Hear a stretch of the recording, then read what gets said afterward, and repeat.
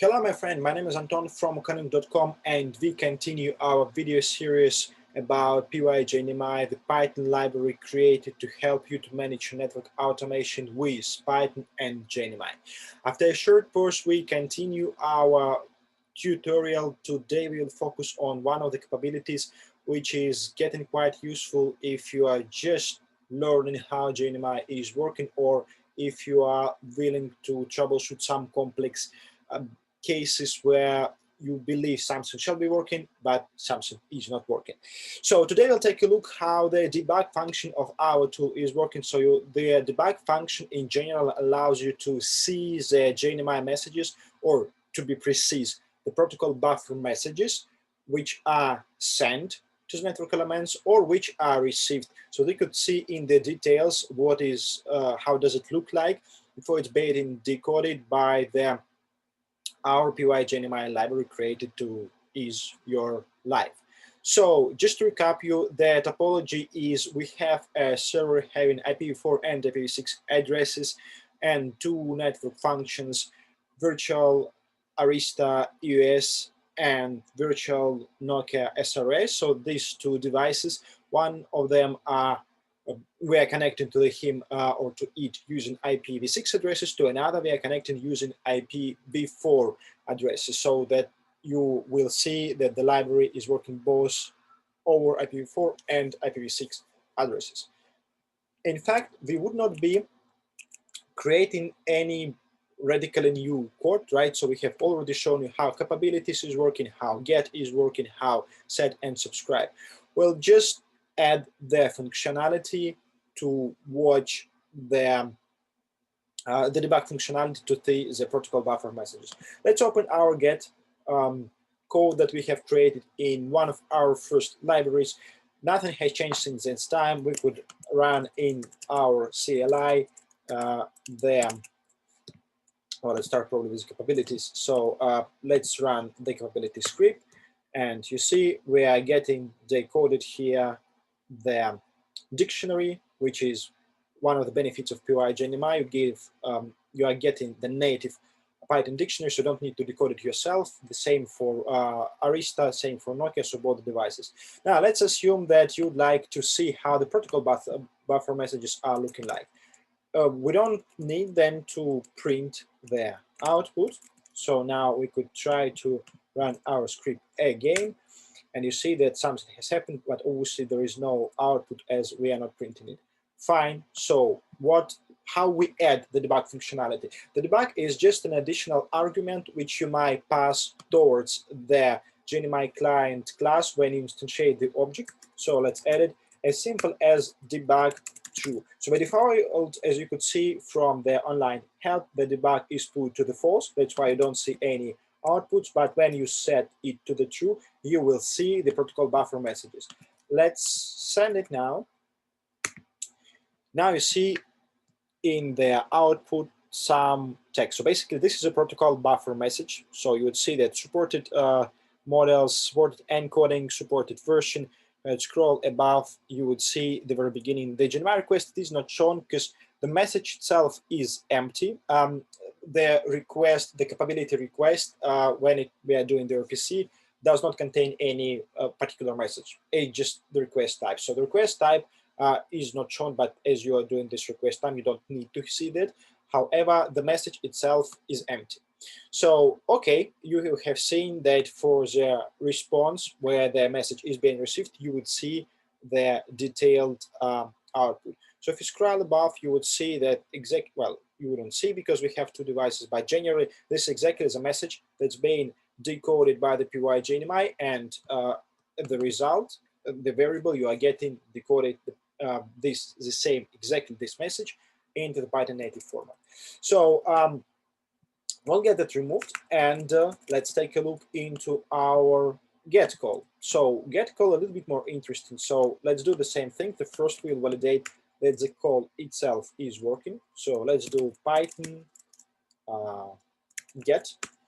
So you see again the decoded values, what you are receiving from the our network elements, this notification. So it's a decoded message in the Python native dictionary. So now we could do the same. So we can add to our class when we instantiate the object, the parameter debug, and we set it true. Then we will suspend temporarily the printing. So however, at this stage, we will already be seeing some data. So let's run the Python get now. So you see something interesting is happening in the console. Let me scroll a little bit above. So you would see that when we enable the debug, we see the gNMI request message. So this is a get message that we are sending. It having path based on the path we have provided in our request.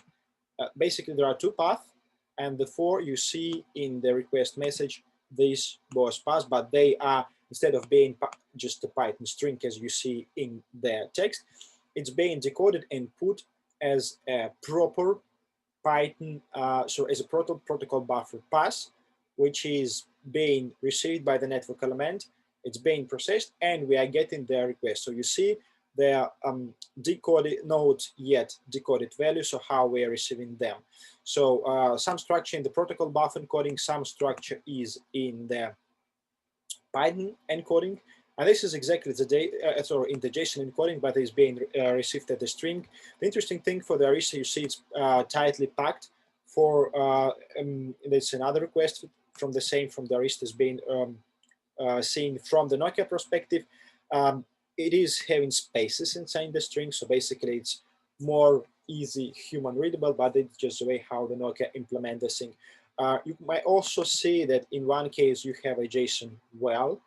In other hand, you see in the native this is JSON IATF. They are supporting different encodings, and they are like working. You could also specify the encoding as a part of our script. So you could specify that encoding is JSON, which is the default one, and then you execute it, and you're getting the responses both for the Nokia and for Arista. Or you could specify the IETF.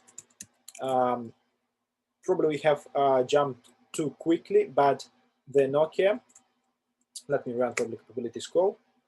Okay, I have removed the debug. So if I again rerun the capabilities call with enabled debug, you would see that the Nokia does not support the JSON IETF, right? If I scroll above, you would see the Arista supporting both JSON and JSON IETF. So by default, for the get, we are using the JSON, and you have seen it is working both for Arista and for the Nokia. Now, if you run the get right now, for Arista, you are getting their values in the JSON IETF. Let's say a default operation way. For the Nokia, you're getting the error. JSON IETF is not supported. So if you are working with the network elements which is not supporting JSON, for instance, Cisco SXR, thanks for our collaborators on the GitHub who has nailed the thing and raised for us the idea for the merge pool. Basically, you could control what are the encoding explicitly. By default, the JSON is taken. But if the JSON is not supported, you have a control that you could provide JSON or JSON IETF or whatsoever. So rerunning it again, we see all the messages being passed. So this thing is also working. So basically, as you start seeing, you just need to add the debug true, add an argument to gNMI client class when you instantiate the object, and it's working. Just probably some more quick shows. Let's test how the things are working for the set message as well. So at the set message, at least at the raw stage where we have stopped, right? So we want deleting some configuration. So we could remove the printing so we don't see what is happening. Just to remind, we are sending the delete string, which is in fact coming out of the messages. So if you open the messages, you would see that we have a delete, just a set of the strings for the Arista, the paths we are going to delete, and the same list for the Nokia. And what we can do right now, we can just push in the set now using their added their debug argument set into the value true, we could see the output, what we are sending as a request. So gNMI request, you see we are providing the pass to delete, basically to pass, right, to delete messages. And you see the gNMI response, which is coming, what are the pass and what were the operation that it was delete. It will be working for any further types, such as say if you would like to work with the update or replace exactly in the same way. If you enable debug, you would see both the protocol buffer message that you are sending towards the network element and the one that you are receiving from the destination host. Finally, you could also enable the debug for the telemetry. So in the telemetry thing, you could add again to the gNMI client, you are adding the debug through adding key to the gNMI client class. But in the telemetry, we are using the two classes or one function, one class, gNMI client and telemetry parser. So both of them could accept the debug argument. So let me probably remove it for now so that you would see how it is working in the default mode. So if you not specify the debug, so Python subscribe. So we are collecting now the telemetry information only from the Nokia in this specific scenario. We are filtering it to our Nokia service. How we have created inventory, take a look one of our previous videos. So you see that we are getting the telemetry. So again, it's already parsed. It is a Python native dictionary, so you could work with it and get any value you are willing to have. So we could also enable the debug for this operation. So let's do that. So let's add the debug. So debug, and we could, or we need also to add the debug for the decoding function. So there are two different debugs. So the reason for that, because debug in this function, which is parsing the telemetry, is not part of our client. And by the way, how we have created the generators, we need to look into the message before we are parsing rather than after we are sending it to you. So as such, we now will see the messages in protocol buffer format, what we're having for the telemetry. So the first one, you are saying the subscribe request, what we are sending. Subscribe operation, subscription, internally we provide what are the paths we are subscribing to. And after that, you start saying that this is our path and that what are the values we are getting, we are receiving. So all the time in the protocol buffers, we would see our prefix or pass all together and then values. So basically, there you see what is being decoded. So here, all the detailed protocol buffer data, this is the line, and this is like the next decoded. So you see, both in this case, I have not disabled the printing of the telemetry, but you see both the message that is to be decoded and afterwards the message that is decoded itself. So you could compare the output of the real protocol buffer message and compare with what you are being translated. So that's everything should be translated. If you see any bug spot, rise for us a Git request or just issue at our pygnmi repository. We're happy to help you to improve your experience and for us to improve our library. So that is how the debug functionality is working.